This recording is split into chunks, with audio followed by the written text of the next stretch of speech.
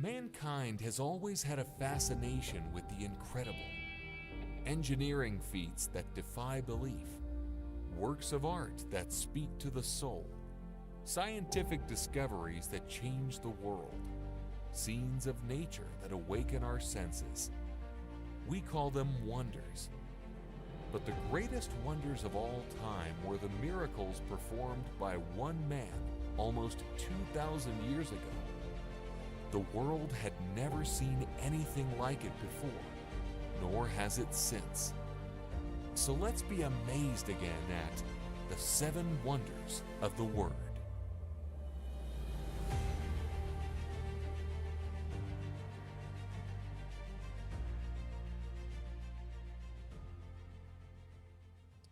Do you ever look at the world around us and think, things could really be better? They're okay, but you look at different situations of maybe something going on at work, or maybe something going on in the community, or maybe it's even something going on in your family, or you just flip on the news and you're like, wow, that's kind of messed up, and somebody needs to do something about that. You ever thought that? Somebody needs to do something about that. But have you ever stopped to think about that somebody could be or might be you? Now, most of us, when we look at the big things out there and the problems and that we see and that we're aware of, we're like, I don't know if I could do anything about that. And we have all kinds of different reasons why. Well, where would I start? Who would I talk to? What am I supposed to do? Or, maybe nobody else would be quite as excited about this project or this effort as I am, and I'd hate to get out there all on my own and kind of be embarrassed. Or maybe it's just like, you know what, somebody needs to do that, but I got enough going on in my life right now. Don't give me one more thing to do. So hopefully somebody else comes up with this. Or maybe that's not, how I'm put together. That's really not my makeup. I'm kind of a, more of a, I'm a supporter. I'm not really a leader. Somebody else can go off and run with that. Or sometimes we just defeat ourselves before we ever get started. Like, well, yeah, I could do that. Probably wouldn't work anyhow, and it wouldn't make a difference. And I don't know, what good would that actually do? And I think a lot of us, though, look at situations in life and think, I'm just one person, and there's nothing special about me, and so whatever that problem happens to be, I'm just not the one who's going to take care of that. But not everybody thinks that way. For instance, there's this guy named Josh Allen. And Josh Allen is a businessman out in Montana. And he manufactures dog toys. And it's called W-O Design. Woe Design. Has anybody ever bought a dog toy from Woe Design? Well, Woe Design, W-O stands for Widows and Orphans. And one day he became very concerned about the widows and orphans in the world, especially in Ethiopia. And here's how the plan works. When you buy a dog toy from Woe Designs buys 2 meals for widows and orphans in Ethiopia. And to date, 125,000 meals have been given to people in Ethiopia because one businessman in Montana is like, you know what? I don't know what I can do, but I'm going to try to do something. Or you could take, for example, a woman by the name of, guy by the name of Mike Arsenal. Mike Arsenal Jr. actually is an executive now with the Walgreens Corporation. But several years ago, he was thinking about that. What could I actually do? And he got this idea. Walgreens gives a lot of vaccinations. And his question was, well, we give vaccinations here in the U.S. What about all these places in the world where kids are not vaccinated? They can't afford to do something like that. And he went into the corporate headquarters at Walgreens and said, hey, I'd like to start this program. I'd like to do something, get a shot, give a shot is what it was called. And for every person who comes into one of our Walgreens stores and gets a shot, I'd like us to give a shot somewhere else in the world to a child that wouldn't otherwise be vaccinated. And so diseases that can be eradicated can be dealt with that way.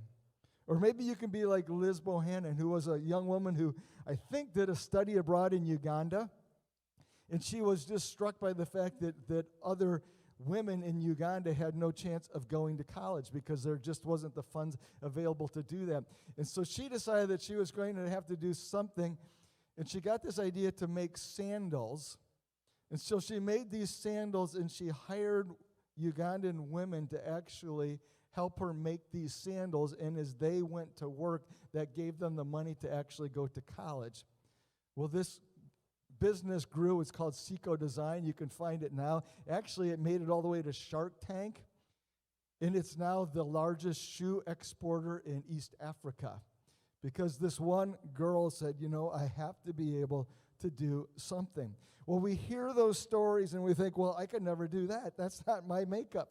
But I think if you met those people, they would be like us. Well, no, I never thought I could do something either, but I just decided to give it a try. Even locally, some of us know people like Norma Okonski, who, if you've ever visited Oakland Hope, that's really her brainchild and her heart and her passion. That somebody, one of the pastors in the area said, hey, Norma, do you think you could build a thrift store and food center? And she took it and ran with that. Maybe some of you have met Dana Bosnack, who's the pastor of the wife of pastor at Life Point Christian Church, who one day decided that she'd like to do something for the disadvantaged girls in our community and started The Well, which is, you can drive by that. It's at Voorhees and whatever lake road that goes through there. I lose track of my lake roads in this community sometimes. I think it's Elizabeth Lake. She's just now started another project, too, where girls are aging out of the foster care system. They've actually bought a home where these girls can go to. It's kind of a transitional house. And if you've met Dana, Dana's just kind of like you and me. Some of you have gone over and packed buckets at Draw. Greg Martin, just another guy in the community, is like, we've got to be able to do something who go through these different tragedies and especially natural disasters. And I share these names, and we look at those and go, no, that's not me. But I asked the question this morning, well, maybe it is you. And maybe it's not something that's going to be spectacular, but there are needs in our community, and there are people in our community in all kinds of different directions where you have either the opportunity or the inroad or the ability or the gift or the God to make it happen. And so that's the story that we look at today. There was this tremendous need that needed to be met. And Jesus stood and looked at one of his disciples and said, what are you going to do about it? And that disciple looked back at him and said, what am I going to do about it? I'm not going to do anything about it because I have no ability to do anything about it. And Jesus said, no, I beg to differ with you. You need to meet this need. And so this morning we come to our fourth wonder, the fourth miracle of Jesus that's recorded in the book of John. And this, unlike the first three that we've looked at in the book of John, this is a miracle that appears elsewhere in the Gospels. In fact, it appears in all four Gospels, the other three. So all four, and it's the only miracle that Jesus performed that actually makes it into Matthew, Mark, Luke, and John. Now, the fact that it makes it into all those Gospels suggests to us that this is a very important, a very significant miracle. And yet, when you look at the miracle, it was the feeding of the 5,000, which was a miracle that was good for about, 8, 10, 12 hours until the people were hungry again. And so the significance of the miracle wasn't the fact that people were fed. The significance of the miracle was what happened there with Jesus. And John picks up on that. When he goes through his book and he records these miracles, he always says these are signs. It's not just about the miracle, it's about the miracle worker. And when we look at this story, which is so familiar, we look at this and this tells us something about Jesus.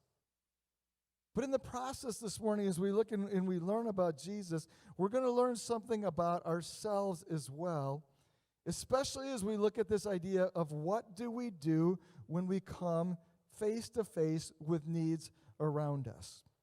So when John writes this book, he talks about the deity of Christ. And one of the reasons he wrote this book, in fact, the primary reason for writing this book is that we could read this and believe.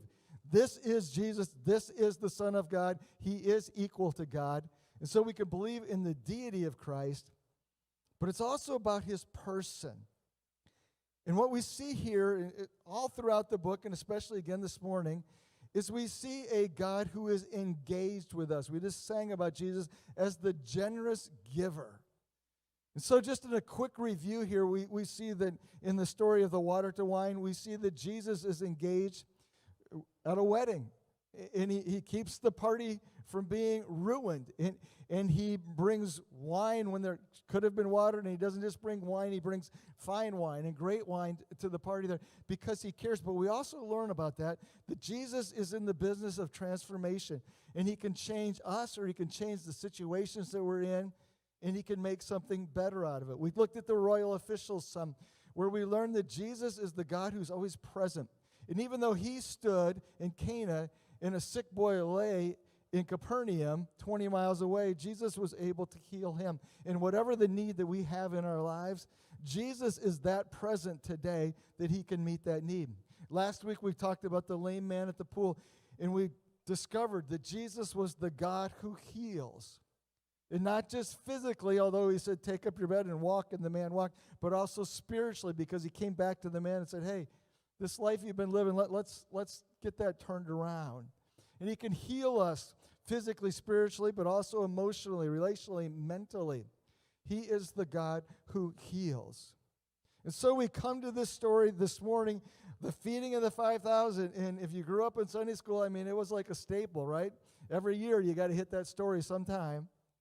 But what can we learn from that story that tells us about who God is, who Jesus is, and not just, though, what does it teach us about Jesus? I want to add to that this morning. What does it teach us about us? Or what does it teach us about our situation? Or what does it teach us very specifically about making a difference in the world? Well, this story is told in John chapter 6, so let me encourage you to turn to John chapter 6. And let's read through this story, make a few observations along the way, and then come back to that idea of making a difference, even when you think that you can't make a difference. So, verse number 1, John chapter 6. Sometime after this, Jesus crossed to the far shore of the Sea of Galilee, sometimes called the Sea of Tiberias. And the reason that Jesus is going across the Sea of Galilee here, there's been a lot going on. First of all, John the Baptist, and some of this we learn when we look at this story in Matthew, Mark, and Luke, but John the Baptist has recently been executed, and so I'm sure there's an emotional strain that's on Jesus at that moment. The disciples have recently come back from their missionary journey, and so Jesus is wanting to debrief with the disciples and to see what they've learned. And he's also been in kind of in a high energy, high intensity ministry season where he's done a lot of healing of people. And so you see Jesus getting into this boat, and he's heading to the other side of the sea because he's looking for a break. He's worn out. There's tons that's been going on, and he's looking for a little bit of respite, but it doesn't happen. Because a great crowd of people followed him because they saw here's the word again, signs he had performed by healing the sick. And so as Jesus gets into this boat, the crowd sees him out there in the lake, and they are tracking with him on the shore. And as the boat's going across there, they're running as fast as they can, trying to get to the place where the boat's going to land. And so Jesus lands. And he goes up on the mountainside, verse number 3, and he sat down with his disciples. The Jewish Passover feast was near, and that's just a time marker for us. But then Jesus looks up, and he sees this great crowd running towards him. And he turns to Philip and says, well, where are we going to get bread for all these people to eat? And Philip says, you can hear that long. And finally he comes up and says, it would take more than a half year's wages to buy enough food for each one of them not to eat, for each one of them to just have a bite.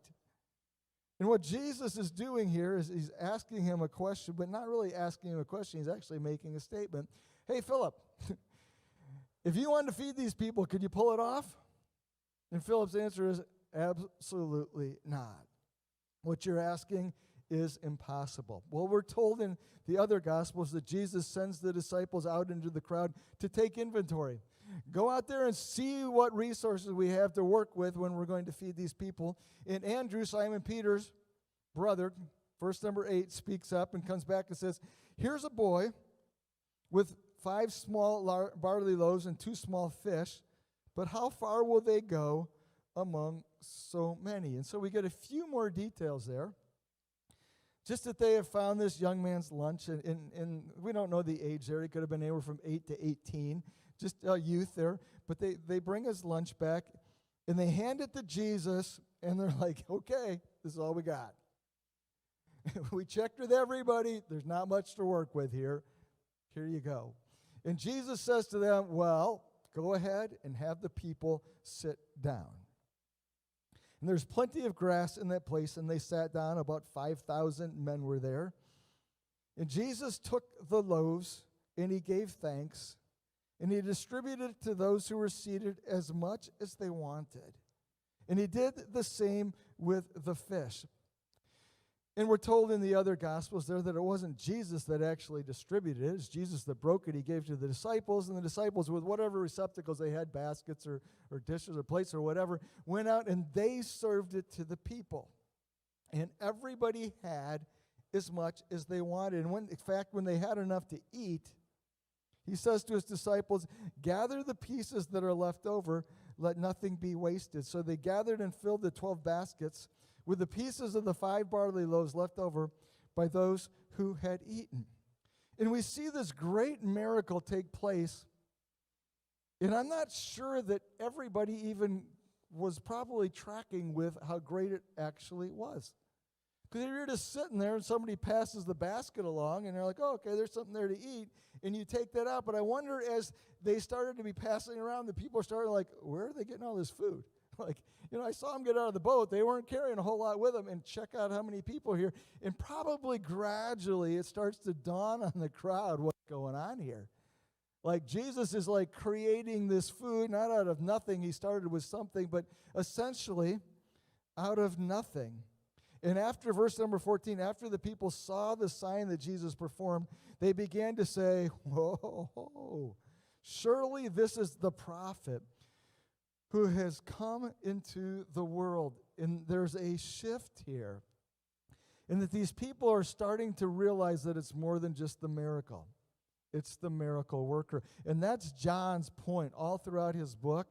But these people are even starting to get is like, whoa, who is this guy? Because I think we'd like to follow this guy. Because first of all, he's pretty good at the food thing. And so let's follow him for the food. And unfortunately, that was more real than I'm not just making a joke there.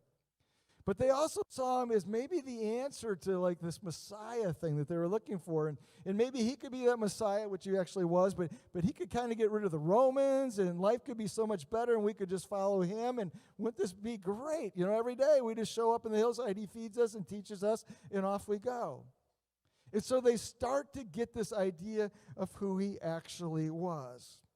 Now, before it's done, and before you get to the end of this chapter, the great bread of life discourse, Jesus has given that and basically discouraged everybody and said, no, you're not understanding. To follow me isn't all about just having great big meals here. To follow me is hard and difficult. And people are like, not sure we're into that so much. But we see this start in the people's mind of, oh, this could be more than what we realized. But Jesus, knowing that they intended to come and make him king by force, verse number 15, withdrew again to a mountain by himself. So when we look at this story, what is it that we learn about Jesus in this story? And how does it impact us when we ask that question, well, what am I supposed to do? Because most of us, if I say to us this morning, hey, God's probably got something where you can make a difference in the world, you would look out there and like Philip say, yeah, but check out my resources compared to what this world looks like here. So what do we learn about Jesus? The first thing is this.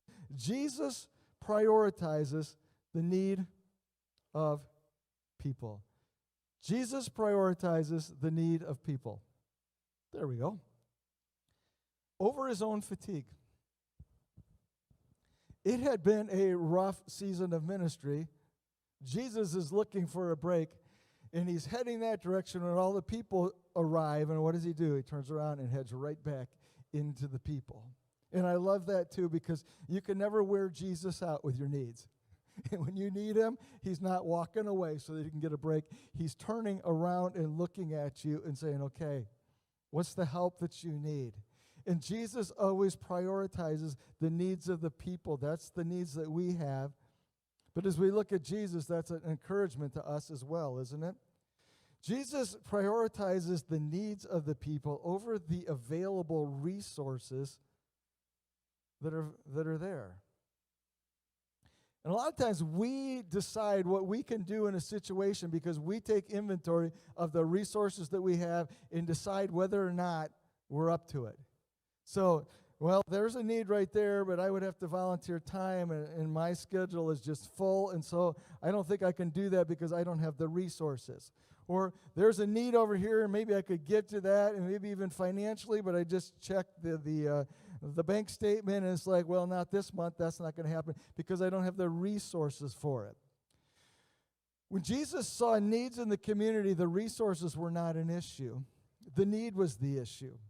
And that's a good reminder to us, too. If we want to make a difference in the world, that we need to be need-oriented way more than we are resource-oriented, because we see in this situation that resources follow when we take care of the needs of people.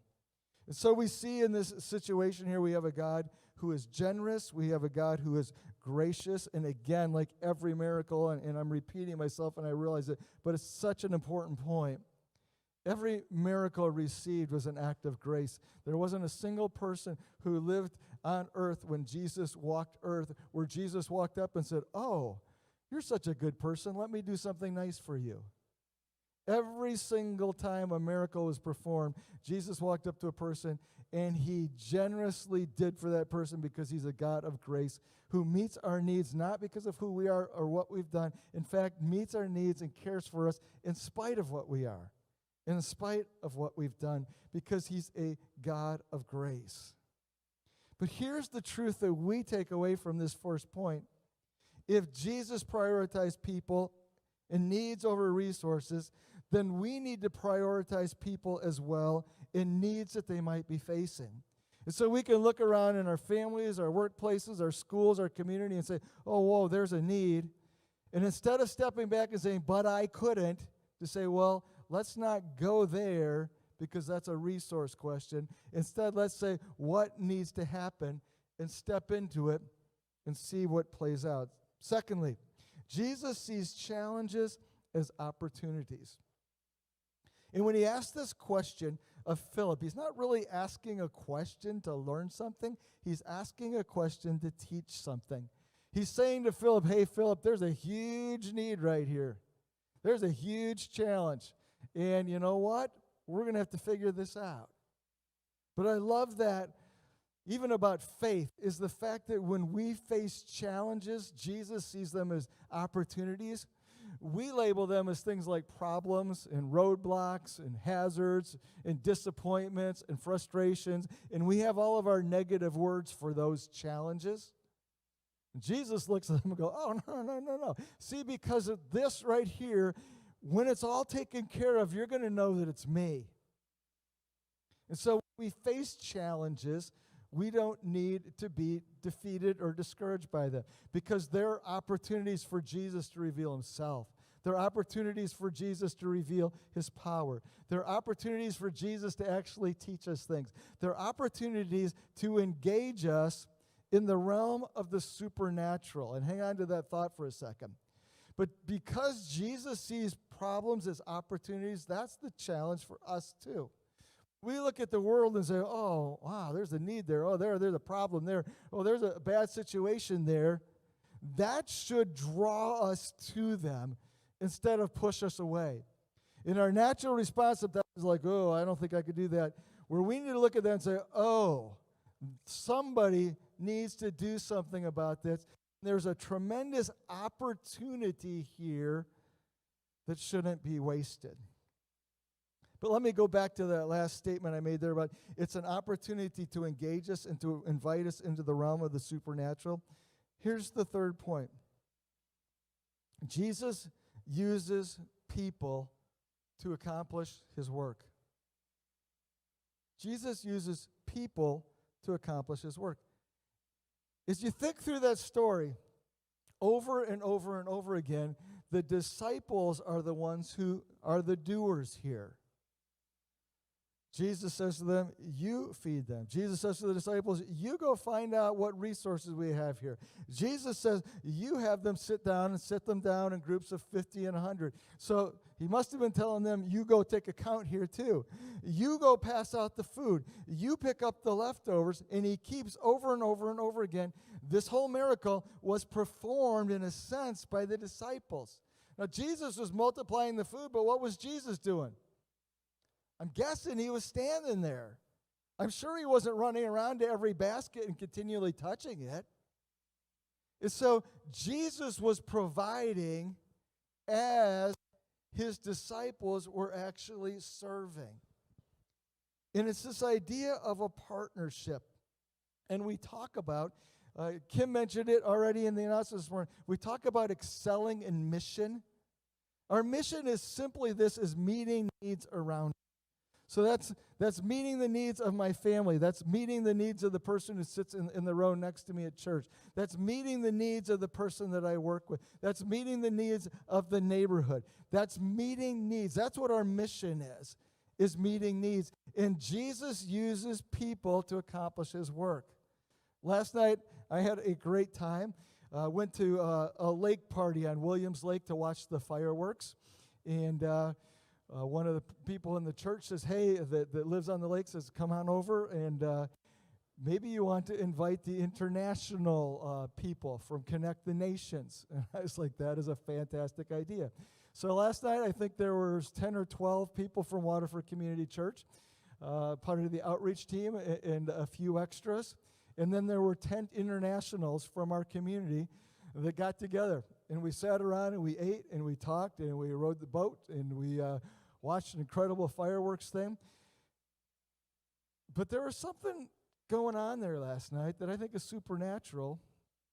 Just because some people were willing to show up and put themselves out there in a little bit of an awkward situation because you're meeting a stranger and you're asking weird questions and trying to find out. But that's how Jesus does things. He uses people to do his work. And yesterday morning, there were people from our church down at New Springfield passing out food to help those who are dealing with food poverty in our community. Jesus uses people to accomplish his work. And I think it's even interesting when you talk about the food pantry. What was the work of Jesus in that day? It was simply to feed the people. That was his work. And he used his people to do that. And that's a reminder to us that Jesus uses people to do his work, so we need to realize that each one of us is one of those people. It's not that he uses this person and this person and this person. It's that he uses this person too. Fourthly, Jesus does extraordinary things in ordinary ways. I love this about the story. I mentioned this before. Do you think that people were really realizing what was happening? But it was a very ordinary day. They just sat there, and somebody passed the tray along.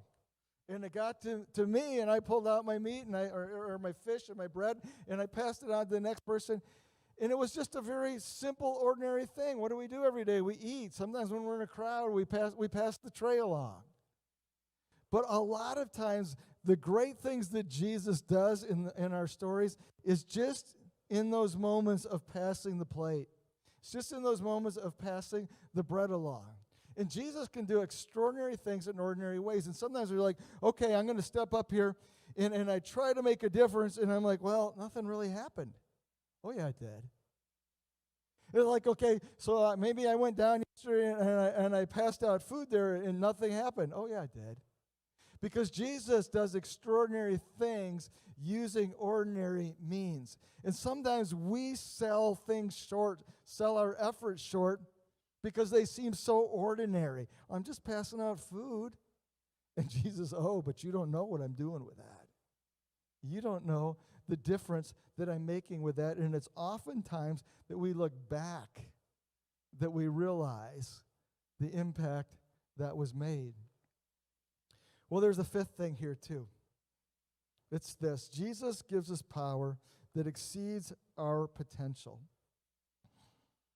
And the potential of the disciples there was basically to feed one boy with a lunch he brought. That was fine. Jesus didn't need any more than that. Jesus just needed that lunch, and he needed the availability more than he needed any particular ability. And that's a reminder to us too, where we look at situations and say, oh, I don't know if I could do that. You can't. You're correct. It's not about you. It's about the God who is able to multiply the efforts that we make. And so because Jesus brings the power, we don't need to be afraid of not being big enough for the moment. And that's where we get. We look at situations, yeah, I don't know. I don't know if I can make a difference there. And if you want, the truthful answer is, no, you can't. But you don't ever go into that alone. You don't ever pass the plate, the bread, on your own. When you go into this saying, God, I want to be used, and whatever work that you're doing here, you go into that with His power, and that's way more important than your potential. I think I mentioned some names there at the beginning. If you talked to Liz Bohannon and said, hey, one day, if you're going to be running this huge corporation in Uganda that's going to be empowering women and getting them to college, she probably would have laughed at you. She said, no, I'm just trying to give somebody, one girl here, a means to make enough money where she could get to school. But look what happens. It wasn't her potential, it was God's power that was behind that. Here's the big idea. And we've talked about this. What is the sign? What does this sign teach us about Jesus? Here's what the sign teaches us about Jesus this week. He is the God who multiplies. Jesus is the God who multiplies. He expects us to do our part because it's an expression of our faith. And we see that throughout the miracles here. Turning water to wine, when he said, hey, go draw the wine. And he gave responsibility to the people to go draw the wine. And when he healed the royal official's son, he said, go back home. And he gave him an action step to take. And to the lame man last week, he said, pick up your bed. And he gave him an action step to take. And when he gets to the miracle of feeding the 5,000, he says to the disciples, go feed them. And God is the God, Jesus is the God who takes our efforts and he multiplies them. So here's the question for us this morning. Are we willing to make a difference in our world? Are we willing to make a difference? Because God's willing to use you. So it's not a matter of saying, hey, God, could you please do something big here with me? It's a matter of, God, what is the big thing that you're doing that you can involve me in? And so it's not necessarily even a big deal where you have to come up with it.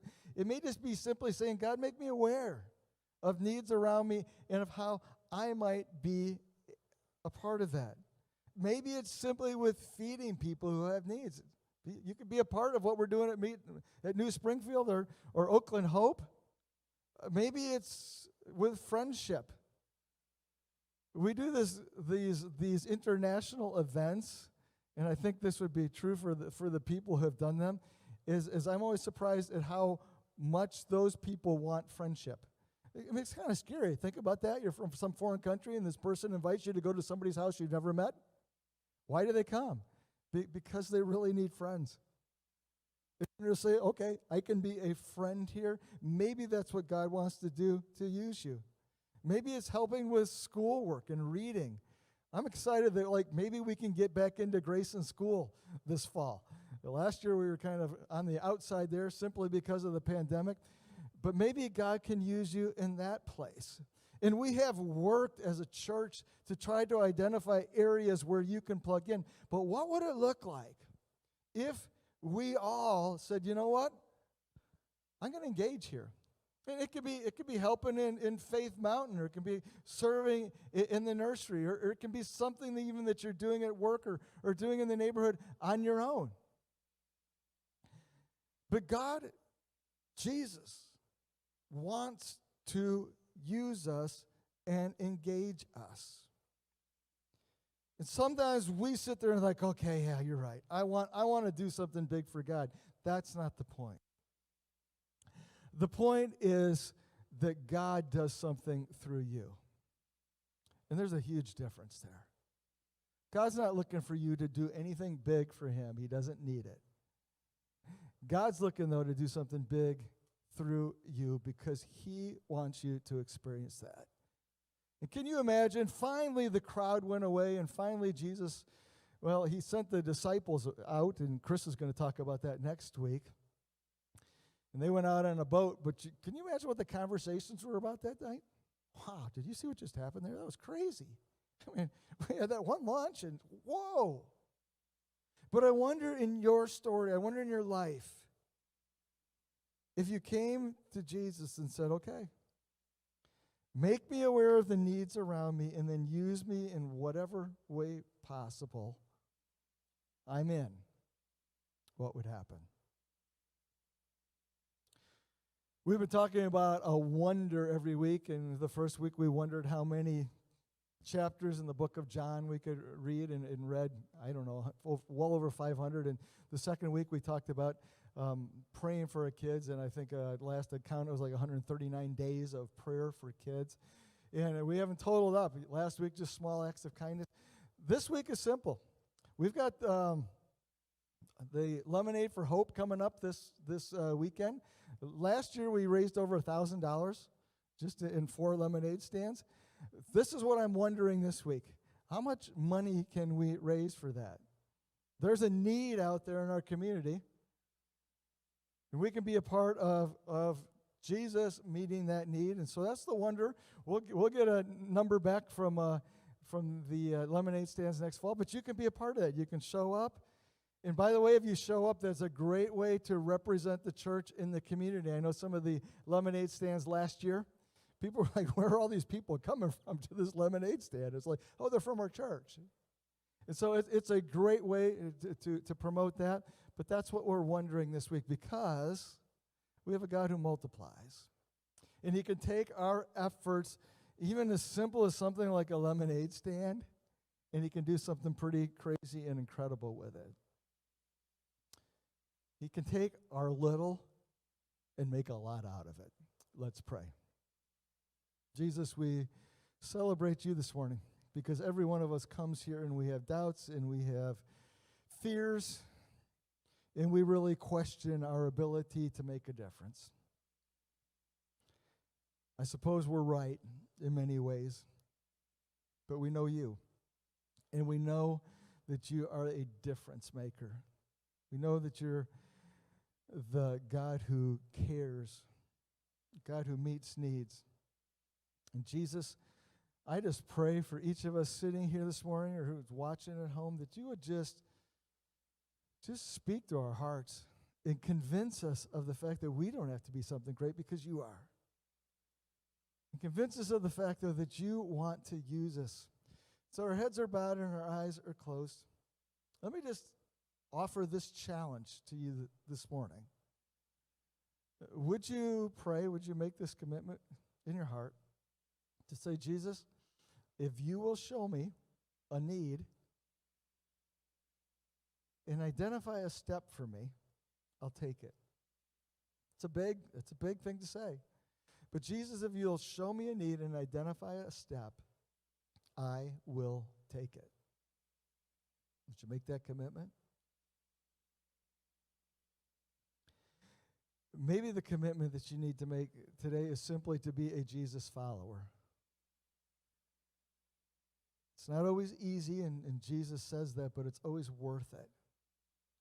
Because he wants to take you and he wants to make your life something it's never been before. And something it could never be without him. And he offers forgiveness and he offers freedom and he offers the hope of eternal life. But you have to make that commitment to Jesus Christ, to be his follower. And I would challenge you to do that this morning as well. And so, Jesus, we stand in awe of you this morning. You took a small lunch and you turned it into an incredible meal. Wow. Don't let us miss the significance of it, I'd pray. And then, Jesus, I would ask that you would this week make us aware of needs and just tug on our hearts so that we do what we can do, so that you'll do what you can do. And we ask this, Jesus, in your name. Amen. Would you stand with me this morning? There is music to dismiss by, so we've got ice cream on the lawn, and so head on out the front doors there, and if you don't get enough, just get back in line and let us go until it runs out. And we're going to leave Pastor Mark with the responsibility of ice cream until everybody is eaten satisfied, and we're going to take up 12 baskets worth afterwards, all right? You're dismissed. Have a great day.